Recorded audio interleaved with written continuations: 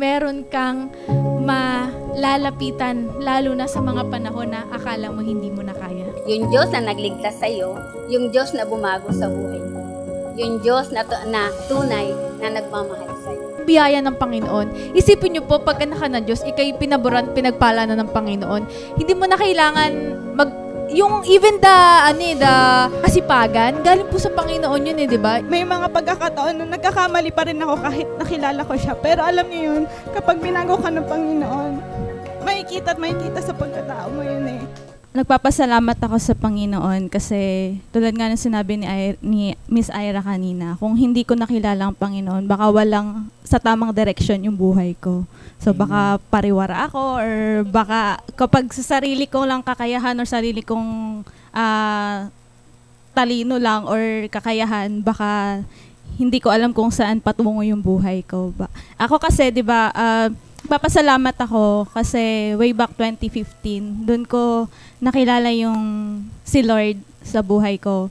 Yung isa kong classmate na nung high school, nag-text siya sa akin na sabi niya may singing contest daw, ganyan. Pero hindi ko pa alam na church yun. So pinuntahan ko siya, in-auditionan ko siya. So yun, nakapasok naman ako, isang judge doon si Ira. Kalahin mo yun? Yun. Hindi ko akalain na... Nagka-encounter na pala kayo dati? Oo. Tapos hindi ko akalain na yun na pala mag-i-start na makikilala ko si Lord. Kasi sa lahat ng mga participants doon, ako lang yung natirang bumalik. In-invite nila kami parang twice ata yun. Tapos, ba't ganito na bunginginig yung boses ko? And then, tapos relax ka lang, relax. Parang kinakabahan ako. And then, yun nga, in-invite kami parang second time. Tapos, si Marlon, alam ko, naalala ko siya, yung ating director ngayon na sabi niya, invite ka namin sa every Saturday, merong ganito, sayang naman yung talent mo, ganyan. Hindi ko i-expect na, kasi ako, ang plan ko talaga before, kakanta ako, mag-audition ako kung saan, kakanta ako kung saan ako pwedeng mag-racket, ganyan. Wag wala pa akong trabaho. Pero, ang ganda ng plano ng Lord sa akin. Parang dinala niya ako sa church, tapos doon, unti-unti, nakilala ko siya, binago niya ako. Alam ko may mga... tissue. Ba't gano'n? Ba't umiiyak ako? Hindi, biyaya kasi ng Lord yun Kabutihan ng Lord sa akin yun. Alam ko na may mga pagkakataon na nagkakamali pa rin ako kahit nakilala ko siya. Pero alam niyo yun, kapag binago ka ng Panginoon, makikita at makikita sa pagkatao mo yun Tsaka nagpapasalamat din ako kasi yung nakilala ko sa Edwil. Baga, parang... Sino ba yun? Hindi. Hindi talagang testimony yun kasi diba, makakilala ka ng isang tao, isang lalaki na mapapangasawa mo, makasama mo na dadalhin ka sa Panginoon na sabay kayong lalago sa Kanya. Ganun dapat. So, ayun. Alam ko, katulad din ni Miss Ira, simula nung nagka-anak ako, dati warrior pa rin naman ako, pero nung nagka-anak ako, lalo rin akong, alam mo yan, na pagka nagkakasakit yung anak, konting sipon lang, konting lang, parang warrior ka. Pero salamat sa biyaya ng Panginoon kasi kahit nakakaramdam tayo ng worry, kapag kinausap mo ang Lord, kapag lumapit ka sa Kanya, talaga naman na yung fear mo, yung worry mo, malilesen talaga. Ayun. So, salamat po sa kabutihan ng Panginoon na, Lord, thank you kasi dinala mo ako sa isang church na alam kong lalago ako at gagamitin mo yung talento ko para sa kapurihan mo. Thank you, Lord. Amen. Wow. Dapat di ka lagi nagwo-worry. Di ba nga lagi sinasabi sa atin ni Director Marlon, all is well. Okay. Siyempre, ang ating pangpinale, yes. Yung matanda, hindi, yung pinakabata nating kasama, si Des. Yes. Uulitin natin yung tanong, paano ka binago ng tinapos na gawa ni Kristo? Ayun. Siguro magsisimula ako sa tatlong bagay. Una, tatlong bagay, di ba? Siguro yung una, yung karisumay. Wow. Diba? We are already forgiven. Dahil Amen. sa tinapos na gawa ng Panginoon, diba? Naranasan natin na anumang kasalanan na nagawa na natin, nagagawa at sa mga darating pang mga kasalanan o yung mga kasalanan na magagawa pa natin sa hinaharap na patawadan ng Panginoon. Amen. So, napakasarap sa pakiramdam na napaka mapagpatawad ng Diyos, di ba? Pero hindi naman yun magiging rason para magkasala ka ng paulit-ulit. Pero Tama. mai-inspire ka na maging mabuting anak ng Diyos. Amen. Di ba po? Pangalawa po, yung pagmamahal ng Diyos. Kasi napaka-unconditional ng pagmamahal ng Diyos, hindi po ba? Oo. Sa tao, conditional eh. Dapat ganito ka sa akin para ito din yung pagmamahal na ibibigay ko sa'yo.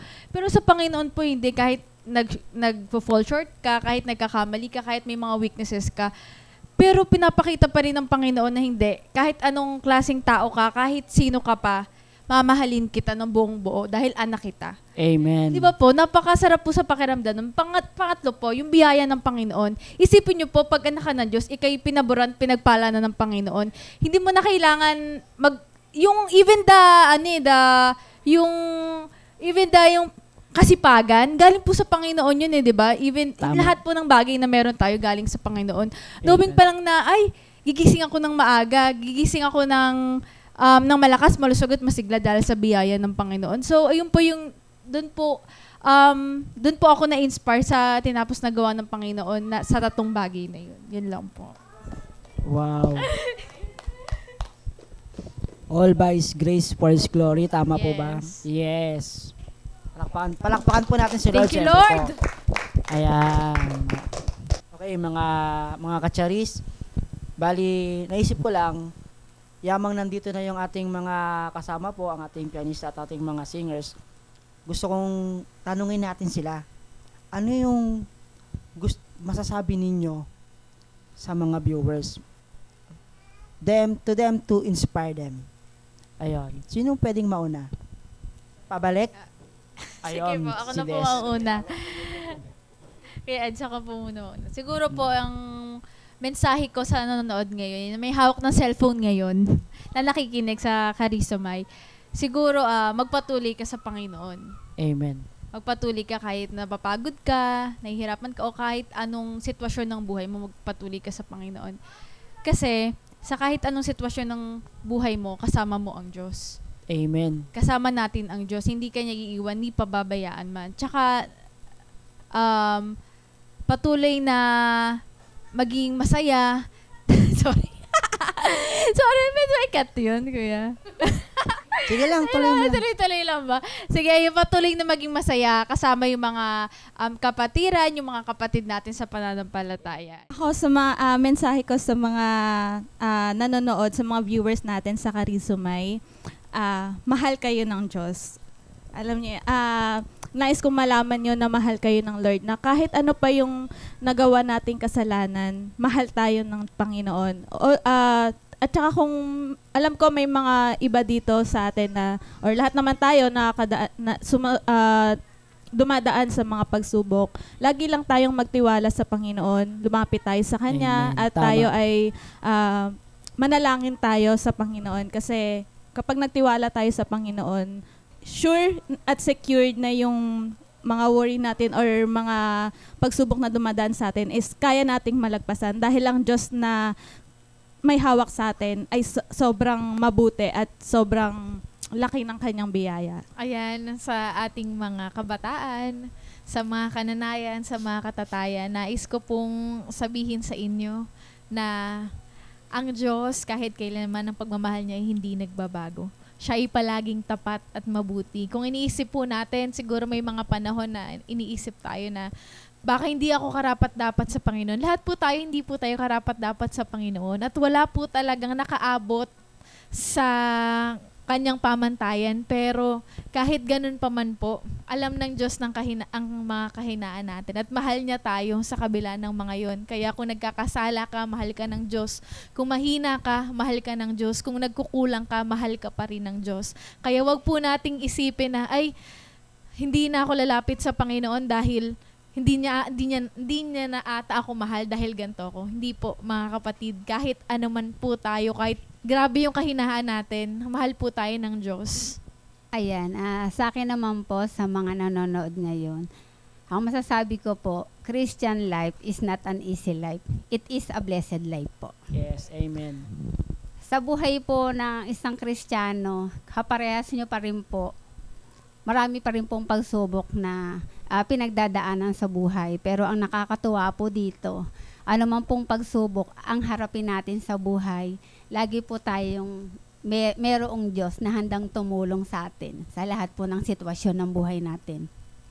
The more po na dumadanas tayo ng mga pagsubok sa buhay, the more po na lumapit tayo sa ating Panginoon. Amen. Dahil ang Panginoon po ay bukas kamay po at lagi lamang po na naghihintay na lumapit po tayo sa Kanya. Totoo po. Bigyan po magkaroon po tayo ng humble heart sa Panginoon. Huwag po tayo magmataas sa Panginoon dahil ang Panginoon po ay mahal na mahal po ang lahat ng tao sa ibabaw ng mundo. Amen.